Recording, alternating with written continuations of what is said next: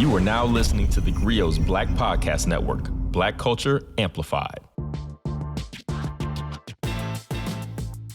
What's going on, everybody? Welcome to Dear Culture, the podcast for, by, and about the culture here on the GRIO Black Podcast Network. I'm your host, Panama Jackson, and this August, we celebrated 50 years of hip-hop, culture, music, community, the whole shebang. While some people argue about the start date, we've all settled on like August 11th, and we use that as a way to throw parties and have all these panel discussions and do all the things around hip-hop. One thing that we've all been discussing, what I've seen a lot of articles on, is like the evolution of hip-hop. Like, has hip-hop evolved? Has it not? Like, where are we in terms of where hip-hop is 50 years later? Which is a very fair question, very fair conversation. And we've been using lots of methods to discuss that. Like, how has hip-hop waded into all the different parts of society? At this point, I think we can all argue that hip-hop is like mainstream pop culture in America, at least. And that means it's infiltrated every part of society. We got hip-hop heads in the halls of Congress. We got hip-hop heads running, companies and corporations. And that means that wherever the causes and the issues and the need for advocacy are, is hip-hop, the community at least. And one of those organizations is Hip-Hop Caucus. Hip-Hop Caucus fights for a future that is black and green. We are pushing for economic prosperity, clean air, clean water, and the dismantling of oppressive systems designed to harm our people. As activists and influencers, we use our cultural expression and creativity to influence real change. And we have two people here who are innately involved in the organization to discuss it with us, help us understand like what this organization like is, how hip hop is involved outside of the name, and largely what can we as a community, because I consider myself a hip hop head and part of the community, like what is hip hop doing in terms of furthering causes that matter to all of us? So our guests today are Brittany Bell-Surratt, who is the Senior Director of Storytelling and Communications for Hip-Hop Caucus, and I can't wait to hear exactly what that means. I love a good title on a job, and that is a good title on a job. We also have Dawn Richard here, who is an artist. She's a director. She does a multi-hyphenate, does all kinds of stuff. Like you see, you know her from Danity Kane and Diddy Dirty Money, but her solo work is probably like where the real stars are all shining. Pop that thing like the bubble gum. I want to pop like the bubble gum. I last longer, call me Big Red. I don't even know if your music has a genre necessarily. It's very genreless. It's just good. And good music doesn't need a label. So I appreciate the work that you're doing. Thank you both for being here. How are you doing today? Great. How you doing, Brittany? I'm cool, Panama. That's good. Like, I'm cool, Panama. Looking mad chill. I like that. So let's start big picture. What is the Hip-Hop Caucus? So Hip-Hop Caucus we're a nonprofit organization that uses our advocacy and activism to make change in communities of color. So we have a very grassroots infrastructure in which we support local communities and local organizations, whether that is through civic engagement, advocacy, whether that is ballot initiatives, whether that is community cleanup, commemorations. We do all of that. And we are Hip Hop Caucus because we utilize hip hop culture as a means of connecting people in the work. And so when we say hip hop culture, that could mean artists and influencers. That could mean fashion. That could mean animation. There's so many facets to hip hop in which messaging and advocacy can be a portal. And so that's what we do at Hip Hop Caucus, and that's who we are. And Dawn, how did you get involved in this organization? Have you been there since day one? Like, how did you get involved with Hip Hop Caucus? I got in touch with Hip Hop Caucus in a very real way, right? I went through Katrina, lost everything. And a lot of people were on the ground doing a lot of nothing. And we were there to witness it. Nobody really cared about a city that everybody visited. Everybody put money into a city, but the money wasn't coming to the locals. And when there was an opportunity for people to really show up, no one did. And one of the organizations that was on the ground doing something was the caucus. Lo and behold, never would I have thought that, 18 years later, they would come back into my wheelhouse and I would have the opportunity now as an artist to do the philanthropic work that I have been wanting to do, but really didn't have any direction as an artist because no one was guiding us into where to put our money and our time. A lot of times when you're a musician and you're an artist, people tell you real talk to write off things financially, just work with nonprofits, but they don't tell you like genuinely, a lot of the artists that are going through things are a part of neighborhoods and communities that are having real issues, but artists don't know how to speak to that. And no one in the labels, no one in the industry is really helping you facilitate that. You got to help and facilitate that yourself. And some of us don't even know how to put that messaging out there. And I knew that I wanted to, but I didn't really have any guidance. Cut to, I'm on my independent hustle and I really have a control over my career. And I had built that for a long time. And I knew it was time for me to put my money where my mouth was. My agenda and message had always been, I wanted to go back to my city and do everything that I didn't get a chance to do when I was a part of it and homeless, going through it. And the Hip-Hop Caucus had a role open for artist relations director. And I thought that would be a prime opportunity because I never thought that success in the make of an artist would be in the societal structure that people were telling me it would be. I always felt like an artist had an avenue to make that design anything, any way they wanted it. And to me, that's a part of hip hop culture, right? There's no rules to what an artist is supposed to look like. And so I thought it'd be really cool to come in and, if I wanted to change the infrastructure, I had to be the one to do it. So instead of, talking about what people aren't doing for artists, I wanted to be a part of the people that provided platforms to do things with. So I thought it was on brand to work with an organization that was on the ground for Katrina, that actually was built around what was going on, and be a bridge for artists to be able to communicate with real issues, what's going on in our society, and be able to speak with them because I was an artist myself. Are artists an essential part of the community, or is it like the culture and community of hip hop is really what's at heart here? Like I imagine, like my understanding, is like with the Vote or Die campaign. I know, like Diddy was very big on the Vote or Die thing, right? And that seems like a natural. I think that's, if I'm not mistaken, that was the impetus for Hip-Hop Caucus in the beginning, anyway. But I imagine that over time, the name alone would draw artists into the fold who might find an interest or who are interested in advocacy issues for, environmental justice or whatever. Like, there's a certain subsect of artists who are very invested and interested in on the ground change and things like that. Do they seek Hip-Hop Caucus out, or is it like you all seek artists out who might align with the missions of what you guys have going on? Like what is the hip hop artist end of Hip-Hop Caucus like? I know I could speak for myself when I think it's a bit of both, right? And as hip hop evolves, so does the outreach, right? In the beginning, I think hip hop, hip hop's name alone, Hip Hop Caucus, and then what they were doing with Vote or Die, it was natural for artists to want to be a part of hip hop and Hip Hop Caucus because the name was there. And hip hop, to me, culture was it was thriving. It was coming up in a very real way. We saw hip hop speaking in political spaces like Vote or Die, right? But as hip hop evolves, to me, it's more than just music. It's a lifestyle. And you're seeing as hip hop evolves, right? So does the caucus. And the name becomes a broader width. First, it was just rappers and people within the hip hop space. But now as hip hop evolves into multi-genre, right? You've got hip hop kids who love gaming, hip hop kids who love rock and roll, like the Rico Nasties and the Lil Uzi Verts, right? These evolution of hip hop changing, so does the caucus. And now we get to actually do some outreach and search for a broader band of what that looks like. So at first it was a lot of hip hop culture coming to us saying we want to be a part of this. And I think as things have evolved, we've been able to go out into the community and say, we think this might fit like animation. We think this might fit like tech. We think this might fit like the gaming world. We think this might fit because it's encompassing, right? It's changing, it's evolving. And as it does, we're able to stretch that boundary, right? We're able to stretch that gambit to something bigger. Yeah, and I'll just add, I think you hit it with community and culture comes first, and then the many facets of hip hop and how we can penetrate the advocacy through those facets.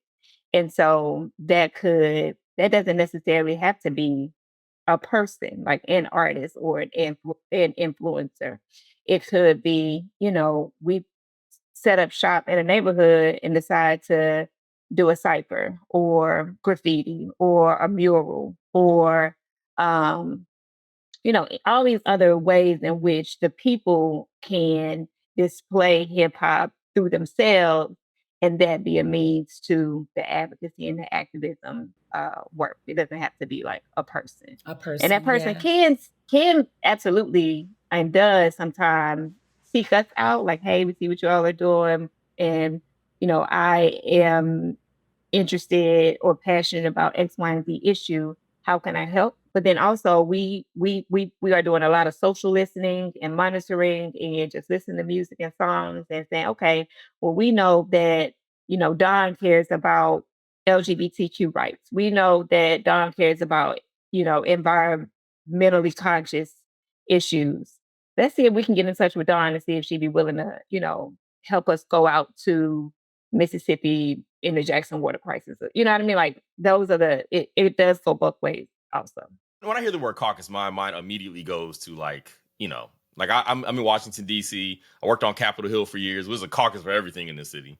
So my mind immediately goes to politics and, the whole political process and all of that. But this seems more community centric you can make a difference without going through Congress. You can make a difference without going through the state house. Now you need that support, but grassroots change is grassroots change, right? You can make a difference on the ground. So what is the end goal for a lot of the advocacy and work that you all do? It depends where we are and what the space is. We have a campaigns and advocacy team, in which, that one team will be working on policy and legislation and going down to Congress and the Rayburn building and having meetings and figuring out how to, track bills that are moving through the House and how those, relate to something we maybe wanted to get passed. Or it could be we are, down in a small town, working through their local school board to try to get, something education related passed. It could be we just out on the ground, trying to get resources out to, people who may need, a community cleanup, or people in Louisiana who are in Cancer Alley that may not know how something called petrochemicals is affecting them. Because we know that political cycles change, then we don't rely on, you know, that as a means to get our work done. I mean, how big is y'all team though? Like this, how many hats it sounds like y'all involved in a lot of things at the same time, because everything that you talk about is always going on, right? This stuff is always happening. And the ability to deploy teams to specific places, like while the Jackson, Mississippi water crisis is going on, we ain't quite done in Flint, right? Or there's always things going on that require like a well-organized machine to be a part of it in order to ensure that the people and the issues that need the most attention are able to get that. It's a everyday hustle, right? That's what the culture of hip hop is, right? That's the hustle. And not just hip hop, Black communities. I wanted to piggyback on what you were saying. I think the bigger picture is a wealthier and healthier world for our people. That is the big game, right? That's the end game, is that we understand our wealth, we gain our wealth, right? And we also have cleaner air and cleaner communities. And then wealthier comes with better educational systems for our people. That is what the caucus is built on, is creating a world where we are not the last on the totem pole, right? We are the first. And so that's not a day thing. That's not a week thing. That is a forever struggle that we are willing to take on. And like any big initiative, its grassroots is going to be like the street team. Yes, donations are great, but a lot of this is through collaboration. And when we talk about storytelling and narrative, again, celebrities are cool, artists are cool, but really what makes this thrive is stories, our stories, and how we connect to those. And when we get on the ground and talk to these communities and they tell us these stories, that is what motivates us to get up every day and fight these fights that, you are right, can be overwhelming. And repetitive and redundant, but worth it, because that is what it's going to take for our communities to see the importance of what this is. And honestly, because we are a lot of times the last on the list, the education in us knowing why this matters, it has to be an everyday fight. And it's not going to be something that will be overnight. But with the more and more we do these grassroots DIY, get on the ground, these street team level or build-ups, I think the more and more our community will be educated enough to know, okay, we do need to be a part of the caucus. Time for a quick break. Stay with us. I'm Torre. Join us for crazy true stories about stars who I really hung out with, like Snoop, Jay-Z, Prince, Kanye, and the time I got kidnapped by Suge Knight. Don't miss my animated series, Star Stories with Torre, from the Grio Black Podcast Network.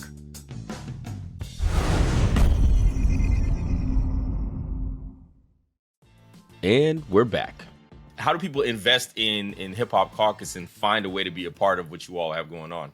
All of the above. All of the above. I mean, I think the biggest one is the outreach. We do the research, right? So we're looking to see how to get people involved into this and tell the stories, right? So whether, and it's also too looking at places that most people tend not to, right? Because of our communities, a lot of times we are overlooked. And then those overlooked under the shell places are some of the best stories and people really trying to affect change. So we don't just look at a trend, right? We look at true stories and we see what's going on. Again, like when I saw the caucus on the ground for Katrina, I didn't know who they were. I just saw the name and I saw the work they were doing. And then again, I seek them out and said, okay, this might be a great fit. As a person who has actually went through that story. But just to see that they were the ones to put the larger lens to Katrina that others weren't looking at. They were over here speaking on the wetlands. They were over here speaking about the petrochemicals. That was a story that nobody wanted to cover, right? So I think it has to also be a lot of us doing the research and going into, we're picking up the rocks, right? And those places and those crevices that tend to be overlooked. Like no one really talking about Cancer Alley. No one really talking about the story about what's under the indigenous pipelines and these true stories that are happening beyond that. And then also staying when everyone is left, right? People tend to be on a lens and say for a week, right? But we as an organization are saying, well, what's happening 3, 4, 5 weeks, 4 months after? Are we still having the same conversations?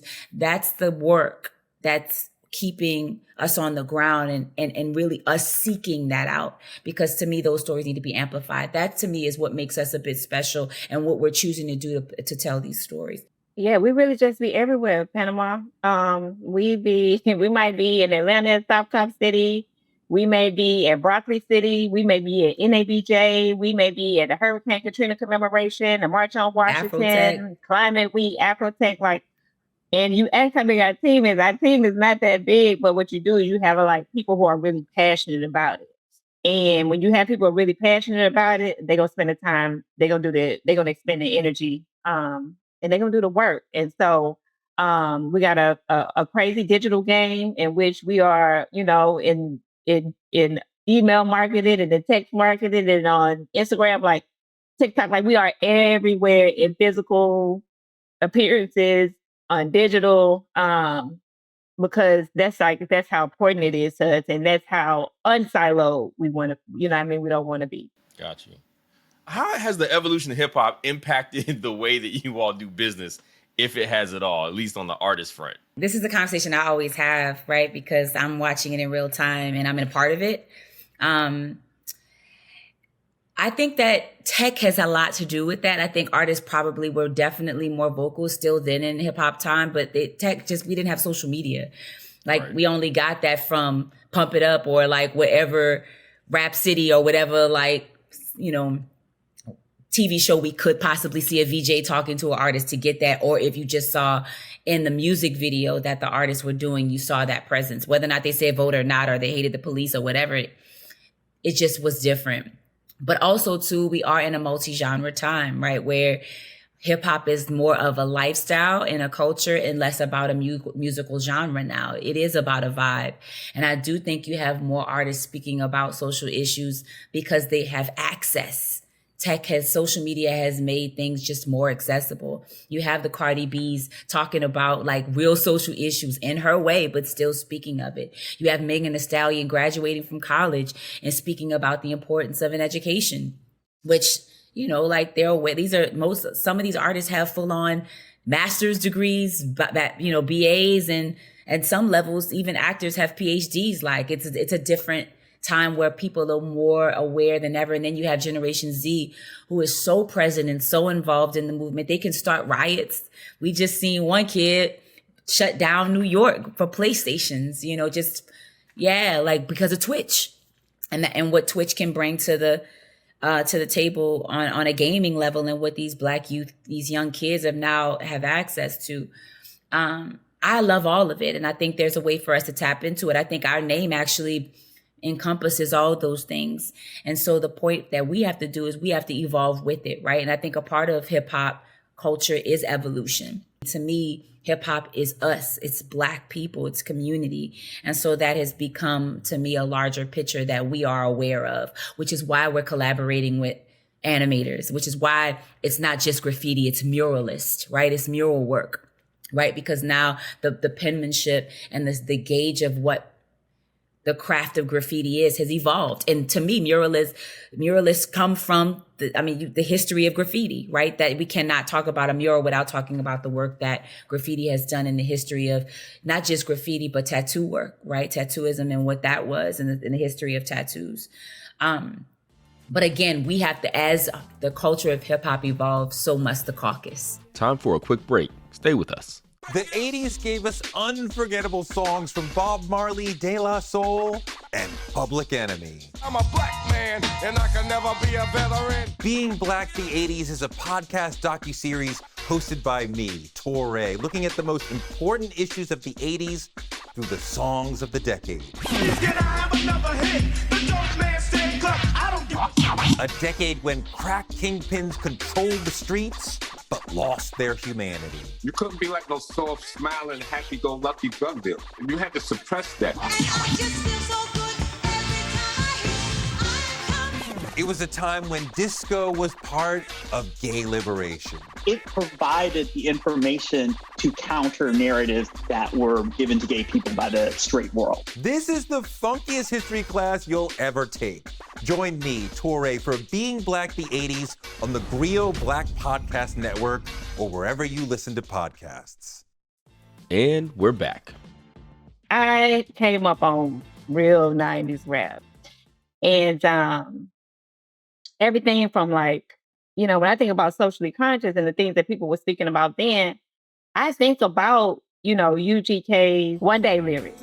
And I think about Outkast, In Due Time, those lyrics. Like, they were speaking about issues. They were speaking about mass incarceration. They were speaking about, you know, elections and, you know, politics and how, you know, that affects neighborhoods. And, you know, I'm sure we can pull like some, you know, the standard go-to examples where you have, you know, the TLC talking about, Waterfalls, you know, waterfalls, or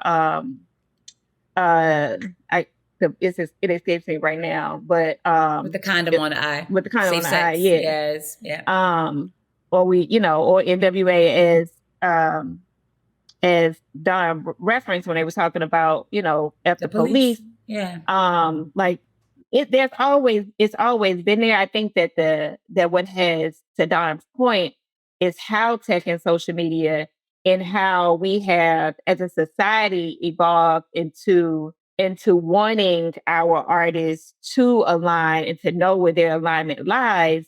Whereas back then, it didn't matter if who people were necessarily voting for or where they stood, you know, in political ideology, as it does now, right? So, and I think because of that, it is also a sellable, marketable point for some artists to take a position and to take a stand, and that could work in their favor. And I think that's what the difference is. And also politicians understand the power of hip hop now, and not just hip hop, but the culture. So now they're using their lyrics at their rallies, and more than ever right now, the popularity of the artist, like you said, the agenda has changed where an artist has more power. And I think artists know that, and they're very much on the pulse of what their power is.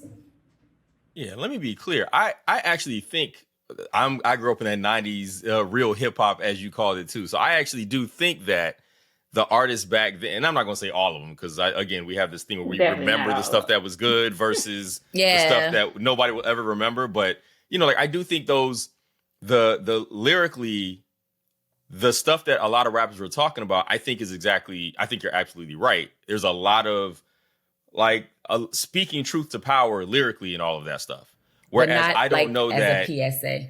Mm-hmm. Yeah, like it was like they were all saying it. I don't know that while you could get, you know, Prodigy from Mobb Deep to talk about the pain and all this, because he's a brilliant lyricist and all the stuff that he was talking about, but was he going to go out here and stand and advocate for something on the street? I don't know. Whereas I think nowadays you get rappers who are just vibing out 24/7, but it's nothing to get somebody to say, hey, come be a part of this cause. And you'll see something on Instagram. Yeah, you know, go do that. I think the way that artists interact with their politics such that they have them is different nowadays. I just think that because there's more avenues, like you said, because of technology, there's more avenues to speak about how you really feel, which is sometimes a bad thing because some of these artists have no business talking about anything without a script in front of them, right? Like it's just, you know, shots fired all the time. Like I can't tell you how many of my favorite artists are people that I really do not like as humans now, because of their ability it's too much to access. Speak outside of the little box in the lyrics and things that they've shared. So I'm with you on that end. Like I'm completely with you to that end. I wonder, you know, you mentioned Gen Z. Do the Gen Z folks, like, do they even consider themselves hip hop heads? Like, this is not really a question. Like, I love the title of Hip-Hop Caucus because it brings people like me in. But I wonder if that draws in young people. Like, do they look at this Hip-Hop Caucus and they're like, yeah, hip-hop is where I'm at? Like, I wonder if hip-hop head even means anything to them the way that, like, that's a badge of honor for me. It's on my Instagram profile. Like, I still have hip-hop head right there because I need you to know, right? But, like, I need you to understand that this is who I am and where I'm coming from. Yeah. This is the lens in which I think, I feel, and I speak. From my personal lens with a 17-year-old who's a senior in high school right now, short answer, I would say no. Their recognition, alliance, allegiance, connection to, you know, the words hip hop itself is not it's not the same as we see it. And I say we as in like millennials, right? And I feel like, and I can only speak from like without doing any official polling and, you know, all of the tried and true ways to try to get this information, just knowing a bunch of 16 and 17-year-olds, it's looked at as like, that's y'all, you know what I mean? Like, that's y'all's thing, you know what I mean? And what I'm seeing though now with sampling, with more, you know, artists and doing cross collaborations with this interest of the nostalgia of the 80s, 90s, early 2000s. Wow, that my kid would go to a 2000s themed party in which they had to wear the big, you know, throwbacks and the oversized jerseys and the jersey dresses. Like, that was a real thing that he got dressed up for. He put on a do-rag and a fitted and everything. And I think that is their, man, at the old heart Panama, that is their, you know, kind of connection to, I think, the words hip hop. But right. This generation, Gen Z, they are just everything bending. They're genre bending. They're gender bending. They are, you know, orientation bending. Like they nothing is, you know, boundaried in black and white for this generation. And so I think that when it comes to music and when it comes to terms and when it comes to, you know, something being kind of black and white, like that's just not where they are. Which is, again, like it's a nostalgia thing for them. That's what, like, they understand right. What hip hop is. They're just more, right? So they understand the surface of it and they love it because they sampling it, they taking it. Every song that's on the top 10 Billboard is a sample. Like they understand the concept of it. Yeah, they understand the concepts of it and they appreciate it. They just know, like she said, it's like a y'all thing, but it doesn't mean that they don't evolution. Recognize that it's evolving. Right. And we are recognizing that. And that's how we have to look at it because Gen Z is moving. And if you don't move with them, you lose them. Yeah. All right. Well, we're going to take one more break here. When we come back, we're going to talk Black Fashions and Black Commendation here with my good friends Don Richard and Brittany Bell-Surratt of the Hip-Hop Caucus. So stay tuned here on Dear Culture. Yo, come look at what Michael Harriot just posted. Black Twitter, come get your mans. It's his podcast episodes for me. I was today years old when I found out Michael Harriot had a podcast. Subscribed. I'm world famous white peopleologist Michael Harriot, and this is theGrio Daily. That's right, the Black Twitter King has a podcast, theGrio Daily with Michael Harriot, every Monday, Wednesday, and Friday on the Grio Black Podcast Network, and accessible wherever you find your favorite podcasts. All right, we're back here in Dear Culture, and it's my favorite time of the show. It's where we talk Black Fashions and Black Commendations, where we have our guests let their hair out and have a little fun with Black culture in our community. You know, we love to say that we're not a monolith. Well, here's our chance to prove it. So we do Black Fashions. We start with the Black Fashion, which is a confession about your Blackness, which is something people will be surprised to know about you because you're Black. Brittany, let's start with you. Do you have a Black Fashion for us? Yeah. Do I have to just choose one? I have a food-related one and a music-related one. Well, you know what? Give us the best one you got first, and we'll see if we even need the second one. Because if you disgust me with the food one or whatever, then I'm not sure my heart can take anymore. Okay. Well, the food one is I don't eat greens. I don't like collard or mustard greens. Ain't you from Mississippi? I am. Try the truth, natchez. Hey. Okay. I mean, you know, I'm a little surprised at that, but you know, that's fine. That's fine. You're not the first person. A lot of Black people don't like chicken, which is odd to me. But you know, it does happen. It does happen. Yeah. Okay. What's your music one? That Lauryn Hill should not be considered in the top 3 female rappers. That's a take. That's a take. Okay. As somebody who doesn't love the miseducation of Lauryn Hill as much as everybody else does, I think what you just said that's a Black fashion for you. That's not what fashion. You just said in the 25th anniversary. I'm embarrassed by both of you right now. I hope they scrubbed it from the internet. First off, is a masterpiece. You do not get an opportunity to be more upset at what I said than what you said. That's not a thing. That was appalling. Down a little bit. No, you're gonna have to just fall back a little bit. Both of you are ridiculous. I'm fine with mine. Lauryn Hill is Lauryn Hill is my favorite verse in hip hop history. I love Lauryn Hill. Lauryn Hill has my literal favorite hip hop verse of all time. What verse is that? It's her verse on Zealots. And even after all my logic and my theory, I add a motherfucker so you ignorant niggas hear me. That's how I live my life. That's how I write. That's how I approach my work. Like, think like a wise man and speak in the voice of the people. So, you know, but that whole verse is in it. But anyway, okay, that's a take. I like it. It's a take. And that's what I do. I live on takes. Dawn, you got one? You got a Black fashion for us? Yeah, I don't think it's a secret, but I grew up on heavy metal and rock and roll. So my first concert was Green Day. Oh, I love Green Day. I also like Green Day. I grew up on, my mother was a heavy metal head. I mean, so I grew up on groups like Rat and AC/DC and yeah. I still have my Guns N' Roses Slipknot. Yeah, all that stuff. Slipknot, so, yeah. I could understand that your music tends to speak to being influenced by all types of genres and stuff like that. Anything that was like bending left was probably where I was. Yeah, I was not. But coming from New Orleans, that's a bit of a left thing. Yeah. Okay, I can see that. All right, it's also a raver. You know what? I can see that too. Okay, Raves. Listen, I admittedly, I think I can see that. Okay, all right. Well, that works. That was, we're all getting to know each other here. This works. This is good. Okay. Well, now that we've all shared something, how about some Black recommendations? Which are recommendations for and about Blackness? Something that you think all Black people should be up on? It could be something you got going on or something that you are invested in and interested in that you think other folks should be up on, that is for, by, and about the culture in some way, shape, or form. So, Dawn, do you have one? We'll start with you this time. Why are you starting with me? Oh, man. Come back to me. Hold up. Come back to me. All right. We can do that. Okay, wait, no. Back. I got it. It always yes. happens, every time. I do think Black people should be up on cryptocurrency, on Black wealth, on how to create world building.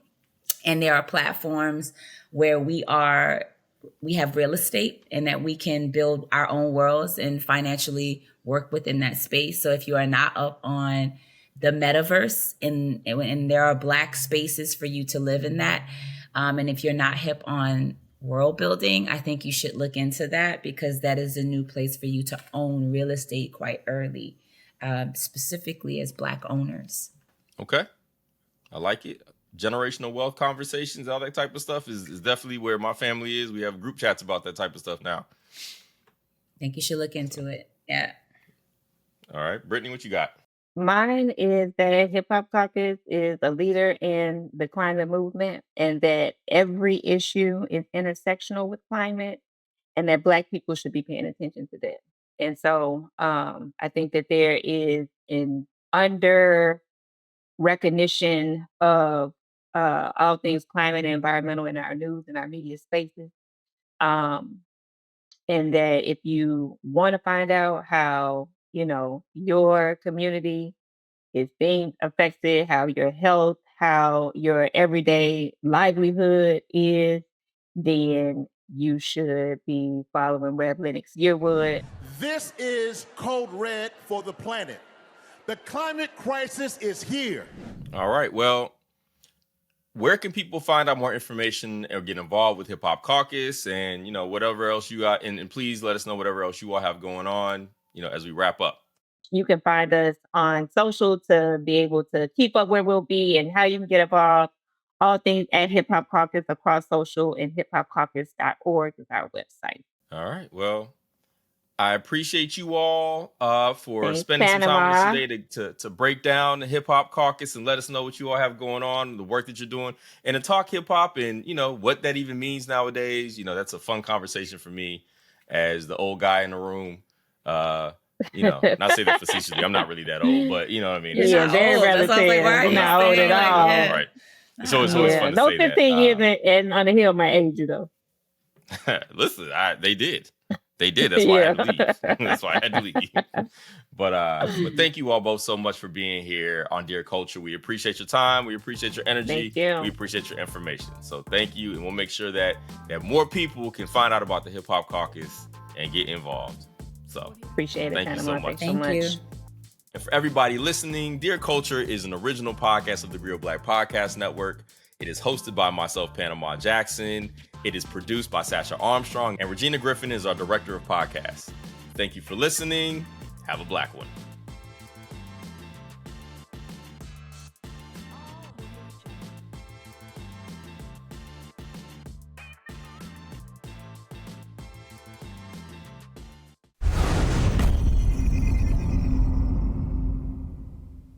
We started this podcast to talk about not just what Black writers write about, but how. Well, personally, it's on my bucket list to have one of my books banned.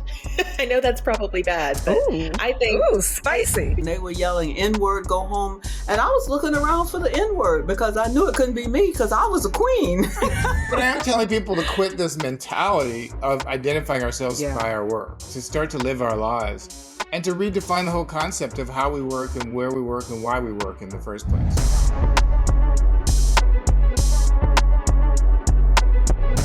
My biggest strength throughout my career has been having incredible mentors, and specifically Black women. I've been writing poetry since I was like 8. I've been reading Langston Hughes and James Baldwin and Maya Angelou and so forth and so on since I was like a little kid. Like the banjo was blackity black, right? For many years. Everybody knew. Because sometimes I'm just doing some Sam that because I just want to do it. An honor to be here. Thank you for doing the work that you're doing. Keep shining bright. And like you said, we gonna keep writing black. As always, you can find us on the Grio app or wherever you find your podcasts.